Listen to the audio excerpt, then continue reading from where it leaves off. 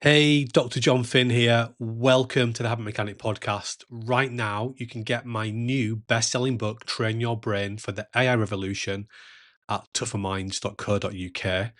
The digital book, audiobook, and physical book are all available at a special price that you won't find anywhere else. What should I eat? To produce and grow new neurological connections, your brain needs energy, building blocks, and antioxidants. Energy. The brain's fuel source is glucose, a form of sugar. Although your brain only makes up around 2% of your overall body weight, it uses 20% of your oxygen and 25% of your glucose. Carbohydrates are the body's main source of glucose. Foods that release glucose slowly, complex carbohydrates, tend to be natural, unrefined foods. These types of foods provide a better and more consistent source of energy for your brain than sugary and processed foods. So you should always try to eat complex carbohydrates like green vegetables, whole grain or whole wheat bread, whole wheat pasta and brown rice, sweet potatoes, beans, lentils and peas. Building blocks. The brain is a fatty organ and so needs fatty acids to make it work properly. Specifically, the brain needs omega-3 and omega-6 fatty acids. So your diet should contain these if you want your brain to work well. Typically, we eat too much omega-6, but not enough omega-3. To boost your omega-3 levels, you can eat cold water fish like tuna and salmon and oily fish like mackerel, kiwi fruit, soya beans, spinach, flax seeds, chia seeds, and walnuts are also good sources of omega-3 fatty acids. Junk food. It's also important to point out that there's strong evidence showing that junk food can quickly damage brain function, particularly the hippocampus. Antioxidants.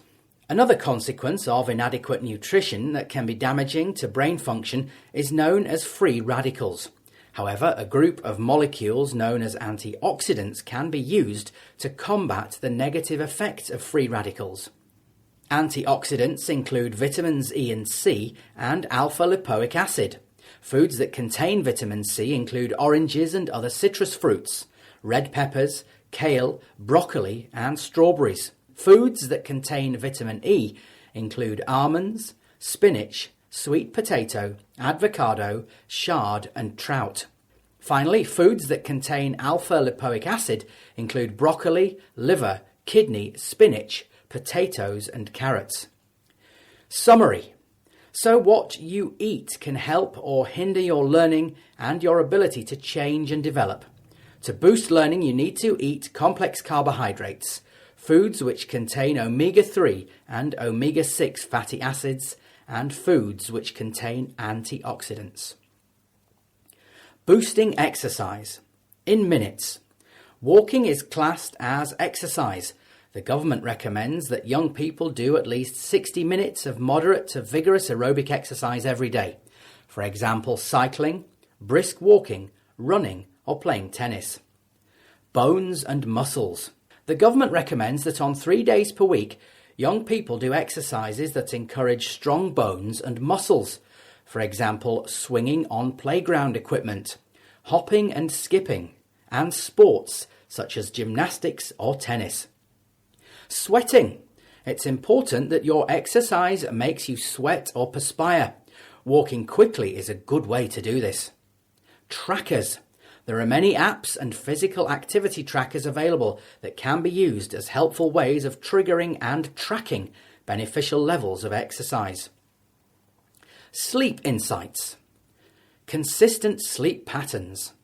The time you get up in the morning has an impact on the time you go to sleep in the evening.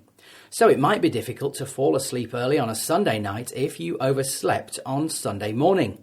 Keeping sleeping habits regular throughout the week is important for good, consistent sleep. Exercise. Doing enough exercise during the day can help you to sleep better in the evening.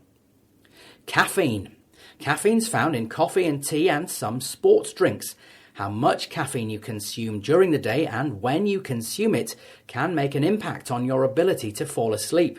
Data shows that consuming caffeine 6 hours before going to bed has a negative impact on sleep.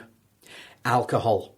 Children and young people are advised not to drink alcohol before the age of 18. Alcohol use during the teenage years is related to a wide range of health and social problems.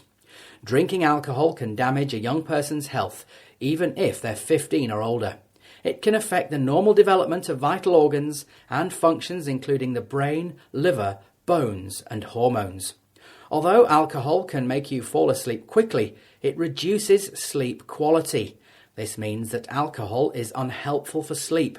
Many high-performing sports and business people rarely or never consume alcohol.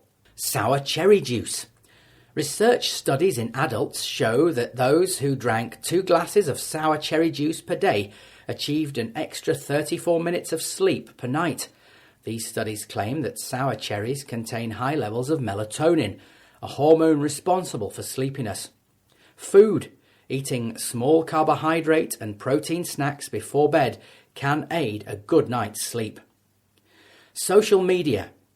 Checking social media before bed can make you feel anxious and therefore make it difficult to fall asleep and get good quality rest. Technology. The light produced from your smartphone, tablet or laptop can make your brain think it's daytime. So using your electronic devices up to 1 hour before you go to bed can inhibit sleep. Hydration. Dehydration can make it more difficult to fall asleep and reduce sleep quality. It's recommended that men drink around 2 litres and women 1.6 litres of water every day. These are only average numbers and everyone's individual needs will be different. It's also important to remember that all drinks contain water, but that some will hydrate you and others dehydrate you. For example, caffeine, found in coffee and tea, is a diuretic which can cause dehydration. Room temperature. Sleep is triggered as body temperature reduces. If your bedroom's too hot, it'll be difficult to fall asleep. Getting back to sleep routine. Many people wake up in the middle of the night and struggle to get back to sleep. This becomes an unhelpful and unwanted habit. To break this habit, you should build a get back to sleep routine. Here's one example routine that many people have found useful. You wake up in the middle of the night. Don't check the time, as this can add pressure to get back to sleep. Go to the bathroom. Have a glass of water and half a banana.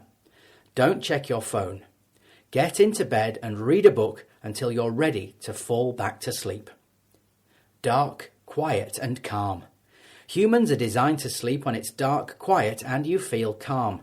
Make sure your bedroom and sleeping practices help you to promote all 3 factors. Thanks for listening to the Habit Mechanic podcast. If you liked it, please subscribe and tell someone else about one of the ideas or insights that you found most interesting.